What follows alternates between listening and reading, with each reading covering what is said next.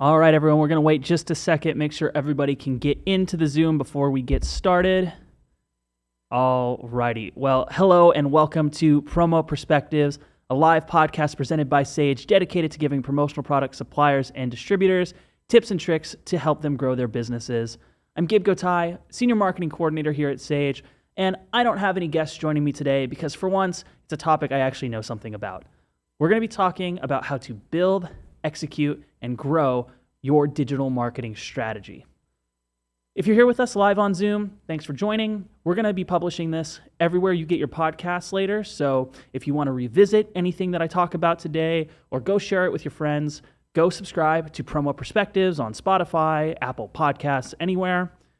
If you're listening to the podcast version in the future, go to go.sageworld.com/podcast to register for the next live stream so you can participate in the chat and ask questions.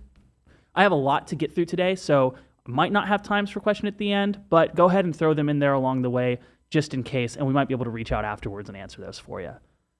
All right, so let's hop in to today's episode, building and executing a digital marketing plan to grow your business. That might sound a little vague because almost all marketing is digital marketing these days. We're not doing a lot of physical marketing. So I'm going to be giving you an overview of the most important channels and why you'd use them.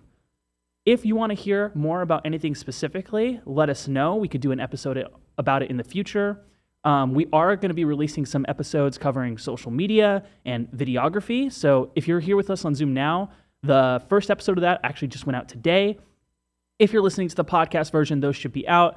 And coming soon, we're going to have an episode covering brand marketing with special guest Nicole Cook, Sage's Senior Brand Marketing Manager. All right, so like I said, I'm going to be breaking today's episode down into 3 phases: build, execute, grow. The build portion is going to focus on creating a solid foundation by defining clear, measurable goals using something called the SMART framework, understanding the nuances of both end clients and distributor networks through detailed audience profiling, and selecting the most relevant digital marketing channels. The execute phase, we're going to delve into the practical implementation of that strategy, providing actionable tips for developing effective campaigns across the different channels we're going to talk about today, optimizing your online presence for maximum visibility and engagement, and how to leverage some essential digital marketing tools. And finally, the grow phase will cover what I consider to be the most important part of the process, which is actually tracking and measuring your key performance indicators and using analytics tools to gain insights into the success of your strategy so you can adopt a mindset of continuous improvement through reporting and iteration. So let's kick it off with part 1, build, laying the foundation for your digital strategy. The first critical step in planning your strategy is defining clear and measurable marketing goals. And we're going to be doing that with the SMART framework, which stands for specific, measurable, achievable, relevant, and time-bound. It's a robust method for setting effective objectives, and here's a few examples of what a SMART goal might be. Increase qualified leads by 15% in the next quarter through LinkedIn advertising. Grow Instagram followers by 25% in 6 months by posting 3 times a week. Or increase online sales by 10% in the next quarter with email marketing. These are just examples, and you might think that they kind of sound really specific, but that is the point. If you go into this without having very specific goals, you're not going to have a benchmark for success at the end of the process, and you could find yourself just spinning your wheels, and some people will do this for years. So, how do you decide what that goal is going to be? My advice, start broad and general and work your way down to something more specific. So for one example, let's say your goal is just around increasing sales. So how do you work your way down from that? Well, remember that the A in SMART stands for achievable. So a good way to start is determining what is achievable for your business by looking at your own sales over the past several quarters or years and see what kind of success you've had so far. So let's say you've determined that a majority of your sales come through online orders. And in the past quarter, or over the last year, the best quarter you had was a 22% rise in the sales of drinkware, but all the other quarters hovered around 12 to 18%. With those numbers, a realistic SMART goal might be increase online sales of customizable drinkware by 20% by the end of Q3 2025. You might notice that that goal is missing something my previous examples had, which is how are you going to achieve that? Are you going to be doing it with email marketing, with paid per-click advertising, or maybe with content marketing? Before you can determine which of these channels you're going to use, the next step in the build phase is understanding your target audience and building a buyer persona, which is a semi-fictional representation of your ideal customer based on research and data.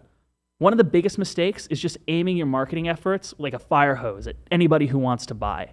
So this helps you narrow down your campaigns. What all goes into a buyer persona? The best way I've seen it broken down was in a guide provided by the Digital Marketing Institute. They list the following key elements: demographics, goals, pain points, favorite brands, information needs, marketing messages, and preferred channels. Some of this you're going to be able to figure out intuitively, but there are a few techniques you can use to identify your audience based on data. One is very similar to how you built your goals by analyzing your own sales. See who your customers are historically. Another is to do market research of the industry overall and identify broader trends and unmet needs. There are many resources available to help you with this, including some provided by Sage. If you go to the Sage resources page on our website, you can find all kinds of useful reports based on real supplier, distributor, and end user activity data. You can see trends about what types of products are most popular in any given quarter, compared quarter over quarter or year over year.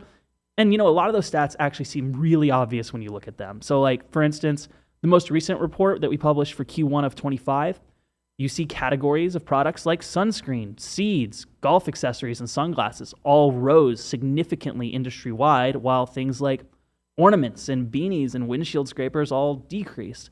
Like I said, it's an obvious example, but you can use these insights to define your goals. So right now we're in the middle of Q2. So let's say you want to come up with a goal for Q3. Go back and look at Q3 2024 from the Sage reports, and you'll see that a lot of those things that I just mentioned decreased from the end of last year, they start to increase pretty dramatically in Q3, things like ornaments and beanies.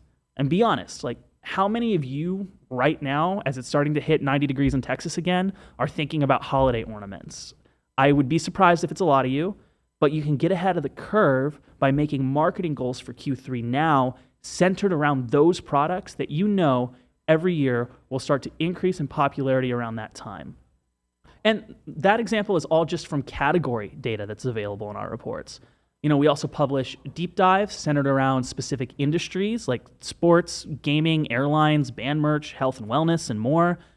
So if you decided that you wanted to target any of those industries, studying those deep dives is a greater way to get a better understanding of your target audience.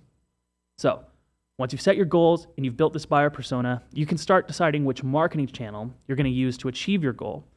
We're going to be walking through a handful of marketing channels today, and we'll talk about them each a couple of times. We're going to be talking about SEO, paid advertising, content marketing, email marketing, and social media marketing. Each of these is multifaceted. It has their own strengths and weaknesses. So here's kind of a real quick rundown of each. SEO, it's great for long-term strategy, but it does take a long time to yield significant results, though it offers a long-lasting return on the investment and attracts high-quality organic leads. Paid search engine marketing, SEM, or pay-per-click advertising, PPC, provide immediate visibility in search results, but are really only effective in the short term, and they require a budget. But these are great if you want to do some very specific targeting of niche markets in a short period of time. We did an episode a little while back about SEO with Dakota Smith here at Sage, and he did an awesome job of breaking down the principles of SEO and PPC, the values of each of these, and how you can kind of use them in conjunction to build a foundation and long-term success. Highly recommend you go find that episode and give it a listen. Next channel, content marketing. This involves creating and distributing valuable, high-quality, and relevant content to attract and retain your clearly defined audience. So for Sage, this is things like our podcasts, our guides and reports that we talked about earlier, our videos that we do on YouTube and on social media. For suppliers and distributors, it might mean making blogs, product videos, or making an appearance on an industry podcast. Content marketing, it's really great for building brand authority, but the downside is it can take a lot of time and money and expertise to put that kind of content together, and it's hard to measure because brand authority is kind of an ethereal metric. We'll talk more about that with Nicole in the next episode. Email marketing, still huge in the digital marketing world. It's great because you can get really specific and target segments of your customer audience to hit those target audiences, and you can tailor that marketing message to be really personal to them, down to their name. The downsides are you're competing for eyeballs in that person's inbox, and you're dealing with the spam regulations and all the other email marketing regulations. Sage makes that a lot easier with our email marketing campaigns module. It gets past a lot of those obstacles for you, and it's great for distributors because it's tied directly into the CRM and the product database and your stores and websites, so it really creates a clear conversion funnel there. And then the last of the marketing channels we're going to be talking about today, we're going to talk about social media marketing. It's very closely tied with content marketing, and it has a lot of the same benefits. It's excellent for building brand awareness and authority. It allows for probably the most immediate and direct engagement with your audience. It's great for lead generation. It's got a diverse variety of different platforms, so you can customize that message on each of those platforms. The cons, though, are that the managing of and execution of a good social media strategy can be really time-consuming. It has to be consistent. Those different platforms are constantly changing in terms of how popular they are and how big their reach is.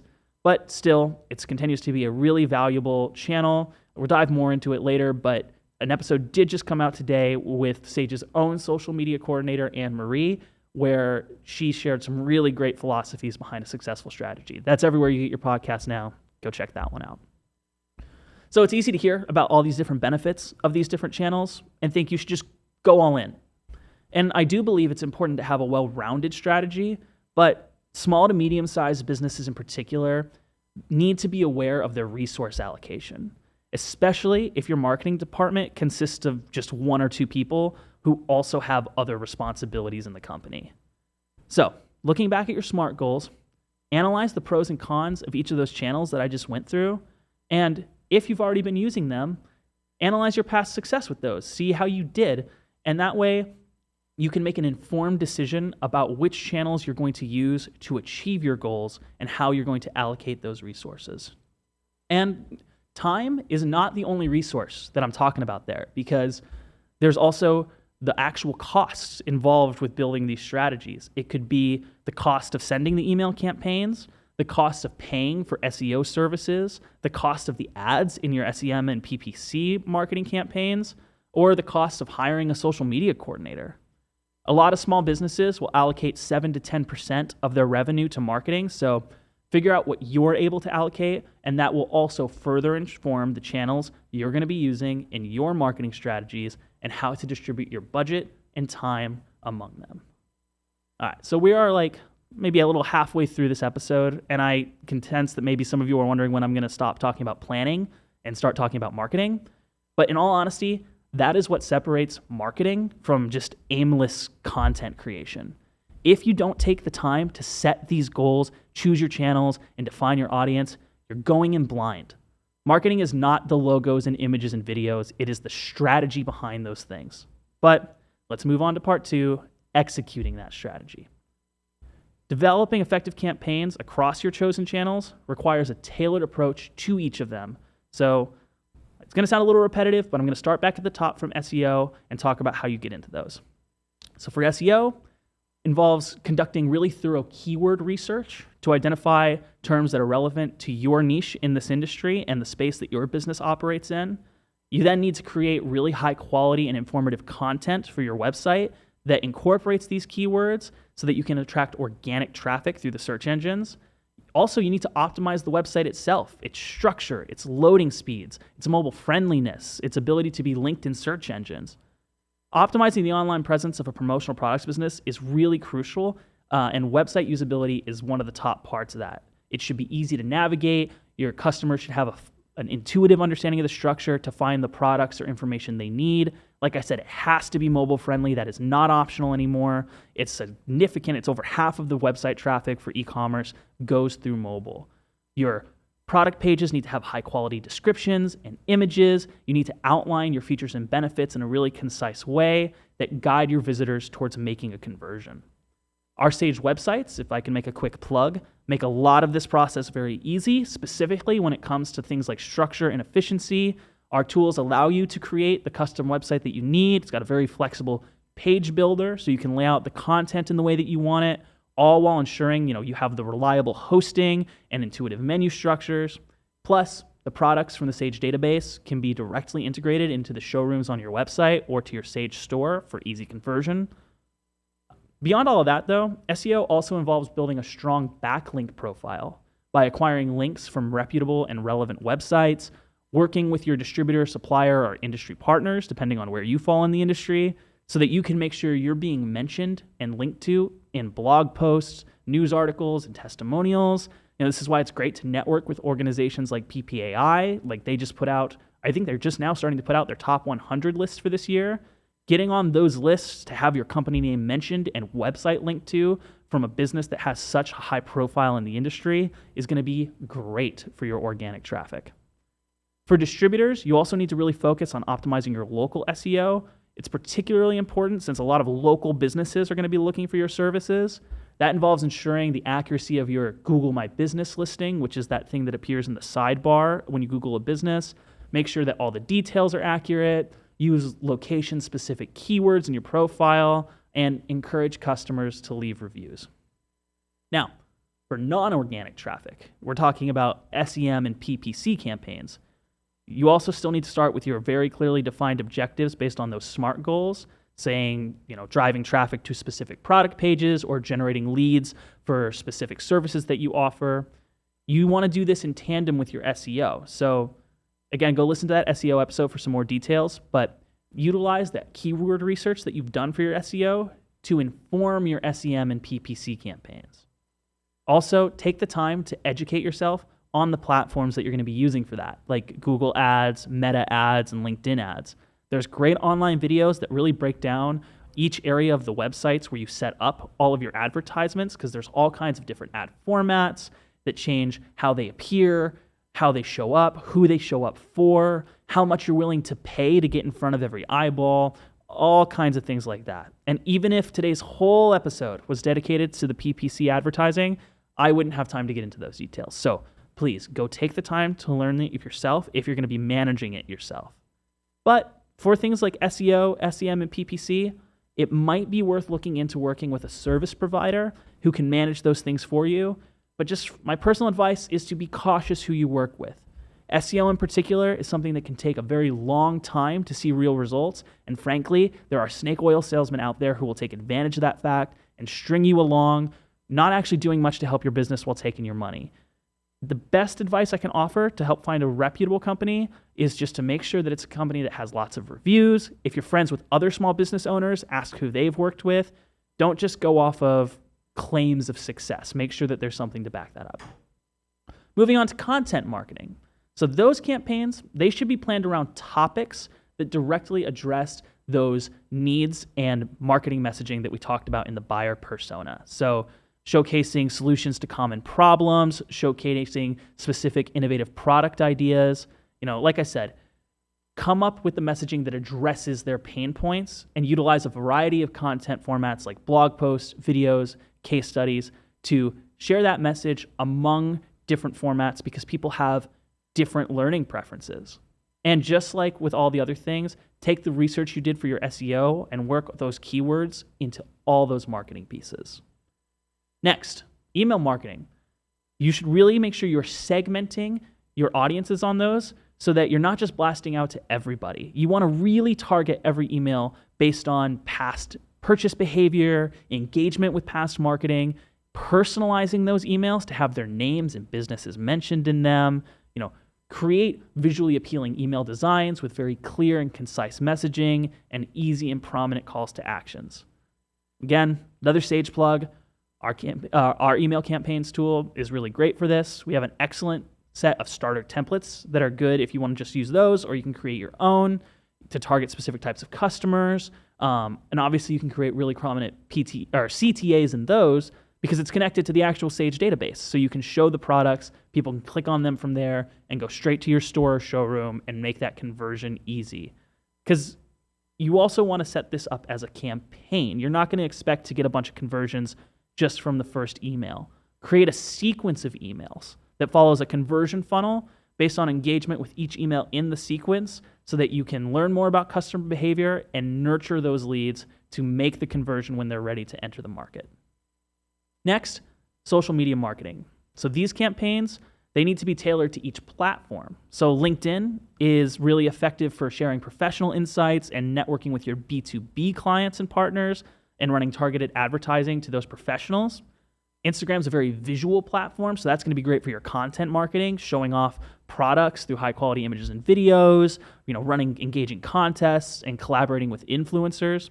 Facebook, if people are still using it, just kidding. Facebook is still being used, and it's a really great way to connect with communities, all kinds of groups there, so that's great for building brand awareness and engaging directly with posts and comments and groups.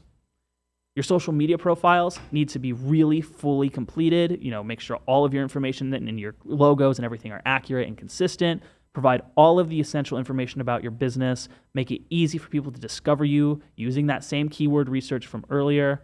And again, maintain a consistent brand across all those platforms. There's a lot of different relevant and accessible tools for each of these channels. So for managing things like your social media presence, there's tools like Buffer and SEMrush, where you can really easily and effectively schedule your post, see the best time for them to go out, see what days you get the best engagement from, see how often you should post. For graphic design needs for your content marketing, there's tools like Canva, which is just so user-friendly. You don't need to be like a Photoshop wizard to use that tool. There's also easy-to-use tools in Adobe, like Adobe Express, and those do integrate with the more complicated Adobe tools if you're working with providers that use those. For the promotional products business, obviously Sage has a lot of good technology for managing your marketing. We've got our CRM, the email and marketing tools, and the website tools we talked about earlier. And those are really great for this audience in particular because, again, it ties directly into the products that you're selling at the end of the conversion. So now, finally, it's time for part 3, tracking performance and achieving results. Identifying your key performance indicators, your KPIs, is essential for your business to gauge the success of the marketing efforts that you've been making. For website traffic, important KPIs include unique visitors, the reach of the website, the bounce rate, how people are leaving the page, and the average time spent on the site, which is something that's going to suggest user engagement. Conversion rates are also crucial for measuring how effectively website traffic is turned into business outcomes. This includes the lead conversion rate, which tracks the percentage of website visitors who complete a lead form or take another desired action, the sales conversion rate, which measures the actual percentage of leads that actually become paying customers, and the overall conversion rate, which can be tailored to really specific objectives. Click-through rates, the CTR, also vital in evaluating the performance of not only your website, but also online advertising, email marketing campaigns, and social media posts. Indicates how compelling the content is to that audience. Engagement rates on social media are things like comments and shares and saves, and that reflects the level of audience interaction with the brand's content and their overall interest.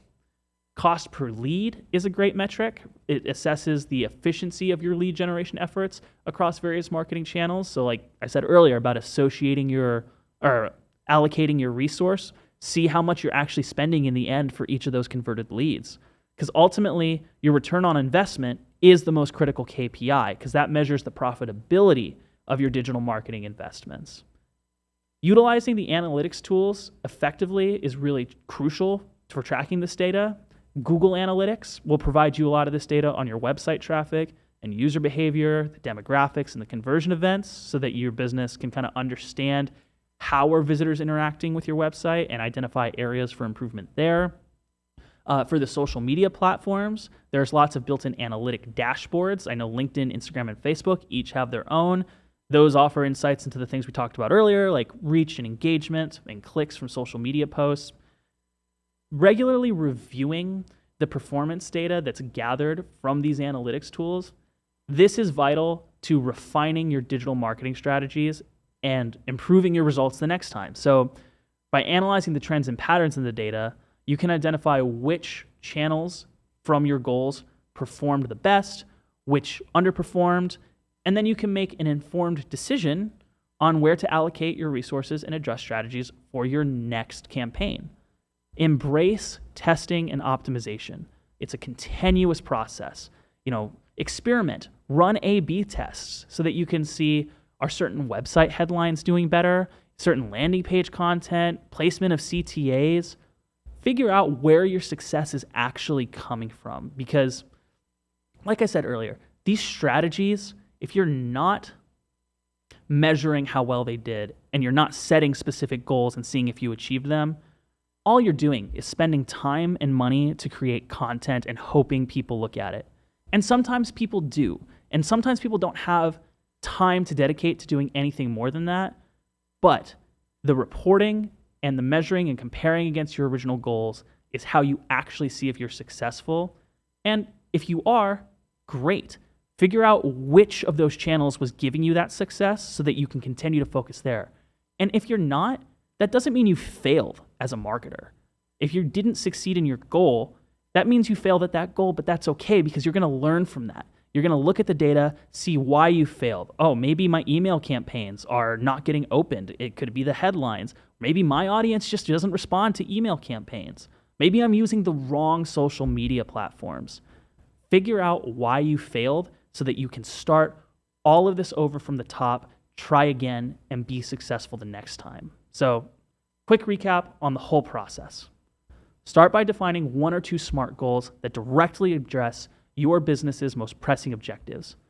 Create a basic buyer persona that represents the ideal customer, consider their distinct needs and motivations, and select a couple of those marketing channels that align with that target audience so that you can achieve those defined goals. Create the right kind of content in a high-quality way for the channels that you've selected and execute on it for a set period of time consistently. For instance, a full quarter or 2 quarters. Then analyze that data using the tools available to you and use that analysis to determine if you were successful or not, why not, and use that information to inform your next strategy and start all over again. I know this has been like a big fire hose of information, but I hopefully covered some of the fundamental concepts behind a marketing strategy and explained some of the different options available to you. If you have any specific questions about things we covered, or you want us to dive deeper into some of these things on a future episode, look us up on social media, look me up on LinkedIn, reach out, shoot us a message. We are here to help serve you. So thank you so much for joining us today. Like I said, if you're here on Zoom, please go subscribe wherever you get your podcasts, because we're going to have a lot more episodes coming out about marketing. And coming up, we're going to be doing some episodes more about industry operations again. We're going to be talking about decoration methods, going to be talking about new industries that you can break into. You're not going to want to miss it. So head to go.sageworld.com/podcast so you can join us next time and see what we're putting out. Thanks so much, everybody, for joining us today, and we'll see you on the next one.